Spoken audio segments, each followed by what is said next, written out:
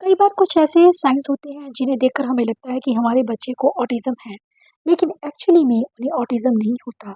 और ये कौन से ऐसे फॉल्स साइन हैं जो हमें जानने की ज़रूरत है ताकि हम अपने बच्चों को बेहतर रूप में समझ पाएं। आज की इस वीडियो में हम जानेंगे वो 5 साइंस कौन से हैं।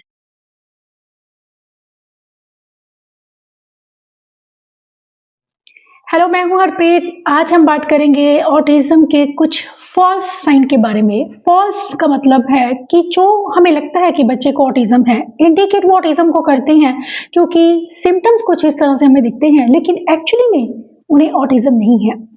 वो कौन से ऐसे 5 साइंस हैं जिन्हें हम फॉल्स साइन मानते हैं और मानते हैं कि ये ऑटिज्म के सिम्टम्स हो सकते हैं। सबसे पहला साइन, स्पीच का डिले होना।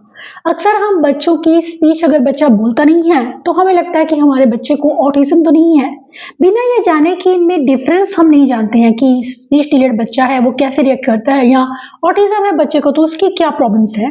क्योंकि इन दोनों को उस डिफरेंस को समझना बहुत जरूरी है। इस चीज के लिए अगर हम बात करते हैं बच्चों में स्पीच डिलेड और ऑटिज्म का, अगर हमें ये कंफर्म करना है कि हमारे बच्चे को ऑटिज्म है या नहीं, तो बहुत जरूरी है कि अगर आपका बच्चा नहीं बोलता है तो उसकी क्या वजह है उन्हें जानना जरूरी है। क्योंकि हो सकता है बच्चे को सिर्फ स्पीच डिलेड हो, ऑटिज्म ना हो, और अगर ऐसा है तो जरूरत होती है बच्चों को स्पीच थेरेपी की, जिससे कि बच्चों को ओरल मोटर एक्सरसाइजेस करवाई जाती हैं, उन्हें ज्यादा से ज्यादा स्टिमुलेशन दिया जाता है जिससे कि बच्चे बोलना शुरू करते हैं। ऑटिज्म और स्पीच डिलेड का फर्क समझना बहुत जरूरी है पेरेंट्स के लिए। अगर हमारा बच्चा नहीं बोल रहा है तो जरूरी नहीं है उसे ऑटिज्म ही हो। ऑटिज्म और स्पीच डिले किस तरह से डिफरेंट है उसके थोड़े से स्टेप्स मैं आपको बताना चाहूंगी, और वो इंपॉर्टेंट स्टेप्स आपको पता होना जरूरी है ताकि आप समझ पाए कि आपके बच्चे को एक्चुअली क्या है, ऑटिज्म या स्पीच डिले। ऑटिज्म में बच्चे, सबसे बड़ी जो एक साइन होता है ऑटिज्म का, कि बच्चे आई कांटेक्ट नहीं देते हैं। लेकिन अगर आपका बच्चा स्पीच डिलेड है तो आपको अच्छा आई कांटेक्ट देता है, वो आपकी तरफ देखता है। दूसरा इंपॉर्टेंट साइन होता है ऑटिज्म का कि बच्चे अनयूजुअल साउंड्स को प्रोड्यूस करते हैं, कुछ मीनिंगलेस साउंड जिसे हम कहते हैं, बोलते रहना, आवाजें मुंह से अजीब सी स्ट्रेंज साउंड जिसे हम कहते हैं, उस तरह की आवाजें निकालना। ये जो चीजें आती हैं ये इसलिए आती है क्योंकि बच्चों में अक्सर स्पीच डिलेड होती है। लेकिन जिन बच्चों को ऑटिज्म नहीं है और सिर्फ स्पीच डिलेड है, उनका जो वोकलाइजेशन है वो मीनिंगफुल रहता है। उनकी कूस, उनकी बैबलिंग, जिसे हम कूइंग और बैबलिंग भी कहते हैं, ये जो प्रोसेस होती है ये नॉर्मल बच्चों की तरह ही होती है। उनमें ऐसा कुछ स्ट्रेंज साउंड्स बच्चे मुंह से प्रोड्यूस नहीं करते हैं। जो थर्ड साइन हमें देखने की जरूरत है कि अगर बच्चे को ऑटिज्म है तो वो जेस्चर्स को समझता नहीं है और ना ही वो उन्हें यूज करता है, क्योंकि उसे नॉन वर्बल कम्युनिकेशन को समझने में प्रॉब्लम है, क्योंकि बच्चे को सोशल इंपेयरमेंट है। लेकिन दूसरी तरफ अगर मैं बात करूं, जिन बच्चों को सिर्फ स्पीच डिलेड है, वो बच्चा आपकी पॉइंटिंग को, आपके हर एक जेस्चर को अच्छे से समझता है और उन जेस्चर्स को यूज भी करता है, जैसे कि खाने के लिए पॉइंट करना, या बच्चे से पूछा जाए कि मम्मा कहाँ है तो वो पॉइंट करे मम्मा को। लेकिन ऑटिज्म में ये चीजें नहीं होती हैं। नेक्स्ट है रेपिटेटिव मूवमेंट्स होना। ऑटिज्म का जो एक बड़ा साइन होता है कि बच्चे लगातार एक रेपिटेटिव मूवमेंट करते हैं। मैं यहाँ बात करूंगी चीजों को लाइन अप करना, या फिर हैंड क्लैपिंग करना, जंपिंग करना, रनिंग करते रहना, मुंह से कुछ ना कुछ बोलते रहना, ये सब चीजें रेपिटेटिव हैं। रेपिटेटिव मोटर हो सकती है मूवमेंट, या फिर बच्चा किसी चीज को बार बार स्पिन कर रहा है, कार के व्हील को स्पिन कर रहा है, कुछ इस तरह के बिहेवियर्स ऑटिज्म में बहुत कॉमन होते हैं। लेकिन ये सब चीजें, अगर आपके बच्चे को स्पीच डिलेड है तो ये चीजें नहीं होती हैं। बच्चे नॉर्मल प्ले करते हैं बाकी बच्चों की तरह ही, और उन्हें इस तरह की कोई डिफिकल्टीज नहीं होती हैं कि बच्चा एक ही काम को, एक ही चीज को, एक खेल को वो बार बार एक ही तरह से खेलता है। ऑटिज्म में बच्चे अक्सर रेपिटेटिव प्ले भी करते हैं कि एक खेल को बार बार खेलते रहना, लगातार एक ही तरीके से खेलना, ये ऑटिज्म का बहुत बड़ा साइन है। लेकिन अगर आपका बच्चा स्पीच डिलेड है तो वो ऐसा नहीं करते हैं। बच्चों की मूवमेंट्स मीनिंगफुल होती हैं, बच्चे कोई भी चीज कर रहे हैं तो उसका कोई मतलब रहता है। लेकिन ऑटिज्म में बच्चे अक्सर बेमतलब के व्यवहार करते हैं। यहाँ मैं बात करूंगी कि बेमतलब का मतलब हमारे कॉन्टेक्ट से वो बेमतलब है, लेकिन बच्चों के कॉन्टेक्ट से वो बेमतलब नहीं है, क्योंकि बच्चा का कोई ना कोई रीजन है उसके पीछे। उसके लिए सेंसरी इश्यूज हो सकते हैं, या फिर बच्चे के कुछ ऐसी डिफिकल्टीज एंड एंग्जाइटी के चलते न्यूज को कम्युनिकेट ना कर पाना, अपने एक्साइटमेंट, अपने इमोशंस को शो करने के लिए बच्चे ये बिहेवियर्स करते हैं। तो ये अगर हम बात करें कि अगर हम अपने पॉइंट ऑफ व्यू से देखें तो हमें लगता है कि वो मीनिंगलेस बिहेवियर है, लेकिन एक्चुअली उनका कुछ ना कुछ उसमें फंक्शन जरूर रहता है। लेकिन स्पीच डिलेड में बच्चों में ऐसे कोई बिहेवियर्स हमें देखने को नहीं मिलते हैं। दूसरा साइन होता है कि एकेडमिक स्ट्रगल होना। कई बार ऑटिज्म को इससे जोड़ा जाता है कि अगर बच्चे को सीखने में प्रॉब्लम है तो उसे ऑटिज्म मान लिया जाता है। ये एक बहुत बड़ी गलतफहमी होती है क्योंकि ऑटिज्म में बच्चों को सभी बच्चों को लगभग लर्निंग डिसेबिलिटी होती है, लेकिन लर्निंग डिसेबिलिटी जिस बच्चे को है उसे ऑटिज्म हो यह बिल्कुल भी जरूरी नहीं है। कुछ बच्चों को सिर्फ लिखने पढ़ने में, लर्न करने में चीज़ों को उसमें मुश्किल हो सकती है, जिसे हम अक्सर लर्निंग डिसेबिलिटी का नाम देते हैं।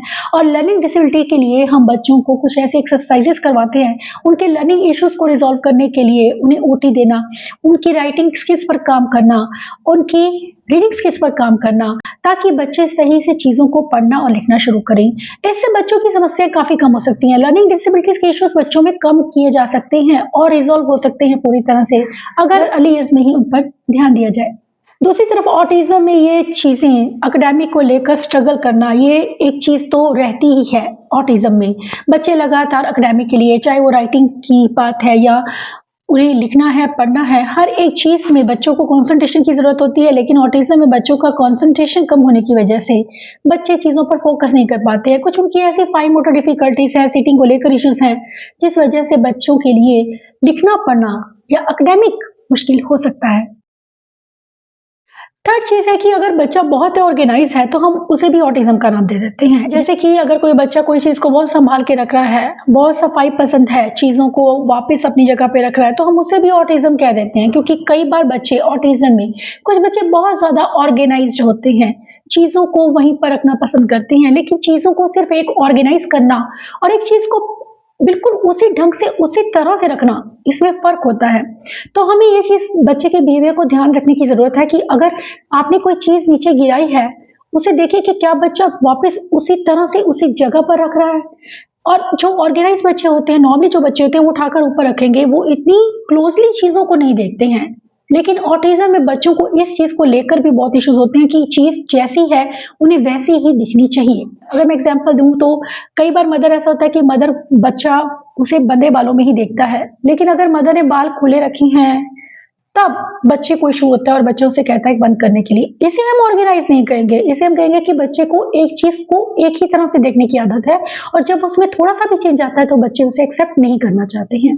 तो यही सेम बिहेवियर बच्चों का इस तरीके में भी देखने को मिलता है कि कोई चीज, अगर कोई बुक नीचे गिर गई है या कोई चीज नीचे गिर गई है, उसे वापस उसी जगह पर रखना और उसी वे में रखना जैसे वो पड़ी हुई थी, ये ऑटिज्म का सिम्टम है।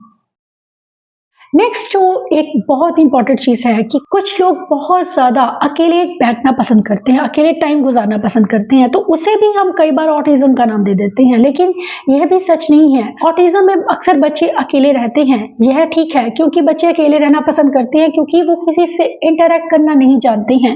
वो दोस्त बनाना चाहते हैं लेकिन उन्हें दोस्ती करनी नहीं आती है, किसी के साथ में किस तरह से उन्हें बात करनी है, इस वजह से वो खुद को अकेला रखते हैं, अकेले रहना पसंद करते हैं।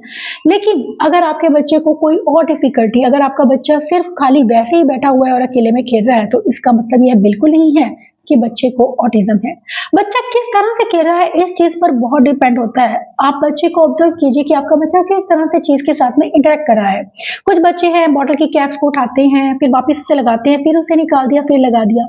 इसका मतलब यह बिल्कुल नहीं है कि बच्चे को ऑटिज्म है, क्योंकि ऐसे प्ले अक्सर टॉडलर्स भी करते हैं। या फिर बच्चा कार को आगे पीछे कर रहा है, ये एक नॉर्मल वे है प्ले का। हमें बच्चे के जो जिस ढंग से बच्चा आपका प्ले कर रहा है उसे ज्यादा ऑब्जर्व करने की जरूरत है, क्योंकि उस टाइम पर हम जब प्ले बच्चे करते हैं तो उस टाइम पर हम बच्चे को बेटर फोकस कर पाते हैं और उसकी रिएक्शंस को देख पाते हैं।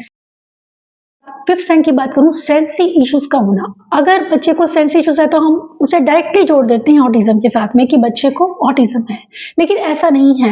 हर बार ऐसा नहीं होता है कि बच्चे को अगर सेंसी है तो उसे ऑटिज्म ही होगा, लेकिन ऑटिज्म अगर बच्चे को है तो उसको सेंसी इश्यूज होने के चांसेस बहुत ज्यादा रहते हैं। हमें ये देखने की जरूरत है कि हमारे बच्चे की बाकी चीजें ठीक है, क्योंकि जिन बच्चों को सिर्फ सेंसरी होता है उन्हें बातों को समझने में इतनी प्रॉब्लम्स नहीं होती हैं, बच्चों को बोलने में, कम्युनिकेशन में इतनी डिफिकल्टीज नहीं होती हैं जितनी कि ऑटिज्म में होती हैं। ऑटिज्म और एसपीडी के फर्क को समझने के लिए आप मेरा एक वीडियो देख सकते हैं जिसमें मैंने ये क्लियरली बताया कि आप किस तरह से बच्चे में सेंसरी इश्यूज को आइडेंटिफाई कर सकते हैं कि बच्चे को सिर्फ एसपीडी है या ऑटिज्म भी है, क्योंकि इन दोनों के जो बीच की लाइन है, जो रेखा है, वो बहुत ही थिन है और इसलिए कई बार इस चीज को लेकर भी पेरेंट्स को कंफ्यूजन होता है। और हमें इस कंफ्यूजन को दूर करने के लिए लिए इन दोनों के डिफरेंसेस को जानना बहुत ज़रूरी है, क्योंकि ऑटिज़म में बच्चे को सेंसरी इश्यूज़ तो होते हैं, लेकिन सेंसरी इश्यूज़ जिन बच्चों को है, उन्हें ऑटिज़म होना ज़रूरी बिल्कुल नहीं है। तो अगर हम इस तरह से ओवरऑल अगर हम देखें तो कुछ ऐसे डिसऑर्डर्स हैं, कुछ ऐसी चीज़ें हैं जो ऑटिज़म की जैसी लगती तो ज़रूर है, लेकिन वो ऑटिज़म नहीं है। तो हमें इन चीज़ों को समझने की ज़रूरत है। कई बार हम इन चीज़ों को मिसअंडरस्टैंड कर जाते हैं और बच्चों को ऑटिज़म समझकर डिप्रेस हो जाते हैं। पहले इस चीज़ को आइडेंटिफाई करना ज़रूरी है कि वाक़ई में ही बच्चे को ऑटिज़म है या नहीं। इसके लिए आप ऑटिज़म के रिगार्डिंग मेरे वीडियोज़ देखते रहिए, साइंस को जानिए और ज़्यादा से ज़्यादा नॉलेज लीजिए ताकि आप बच्चों को बेटर समझ पाएँ। ये वीडियो आपको डेफिनिटली हेल्प करेगा यह जानने में कि आपके बच्चे को क्या वाक़ई ऑटिज़म है। Thanks for watching.